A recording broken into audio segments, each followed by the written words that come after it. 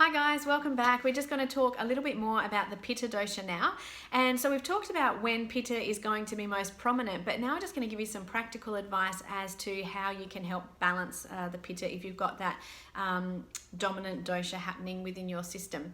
So the most cooling foods and things, main thing you want to avoid is not too many spices for Pitta. Now, spices are fantastic for kindling that fire, and Vata and Kapha really do well with adding more of that warmth and fire to the body. But Pitta is the one dosha where we just want to be mindful that we don't overdo it, particularly with chili and mustard seeds and things like that. So the best spices for you to use in your cooking is something like coriander, because it's very much a cooling spice, but you can also use a little bit of ginger, maybe some fennel and things like that as well can be helpful. But we just don't want to do the really pungent, hot, spicy spices in our food too much.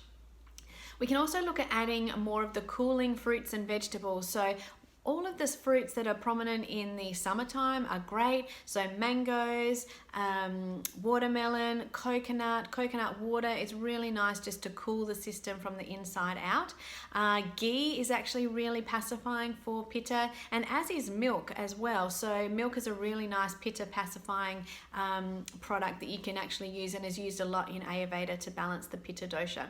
Now when we're looking at activities, we want to make sure Pitta can be very driven and determined and very passionate and a little bit competitive as well. So we need all of those good qualities, but if you notice that you're getting a little bit irritated and a little bit too competitive and a little bit too controlling or manipulative, or having really high expectations of people, being a bit critical, then just be mindful of that and try to balance it with some more balancing activities in your career, or otherwise choose a hobby that is less competitive and just allows you to turn more inward, and even if it's being competitive with yourself rather than being competitive on a more public stage as well. So you can choose a nice yoga flow that's more cooling, a moon salutation, sun salutation that's nice and slow and rhythmic. Tai Chi and things like that is great. Swimming is really nice because it's really cooling, particularly in the ocean. And you can do even cycling and things like that. But yeah, just trying to make sure it's a nice cooling activity, and water sports and things like that are generally great for Pitta, and as long as it's not too competitive as well. So the other thing that is really nice for Pitta is a nice cooling abhyanga. So we talk about part of the daily routine is to add like an oil massage, and the best oils to use for Pitta is coconut oil. So coconut oil naturally has a really nice cooling effect on the skin, and it's really balancing for Pitta as well. So you can use a herbal based coconut oil, which Banyan Botanicals do, things with neem and that in it as well, if you're finding that you've got some skin issues and things going on. But even just plain coconut oil is really nice. And the other thing I really like to use is essential oils in my daily routine. So any of the floral oils are really balancing for Pitta. It just softens us. So if you're prone to that, getting angry and irritated, inhaling some nice beautiful floral essential oils can really just balance those angry feelings. And you can also incorporate those into your massage oil with the coconut oil as well, if you want to help pacify the Pitta further in that regard.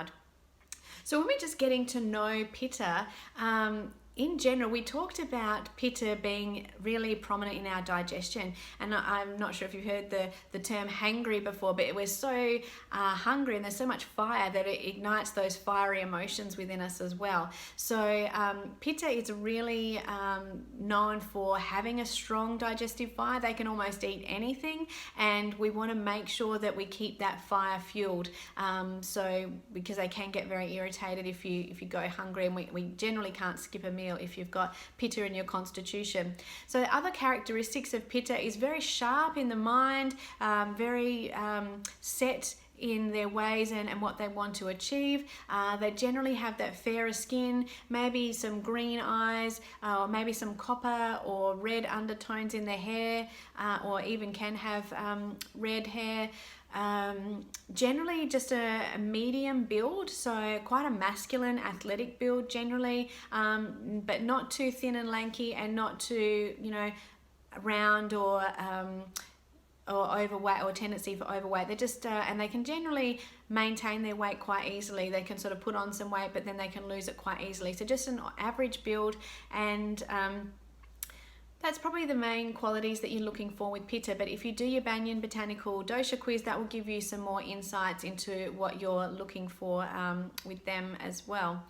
So I think that goes through the most of the things that I wanted to talk about with balancing the Pitta dosha. I hope that's been helpful, and I look forward to seeing you for the next video where we explore the Vata dosha. I'll see you soon. Bye.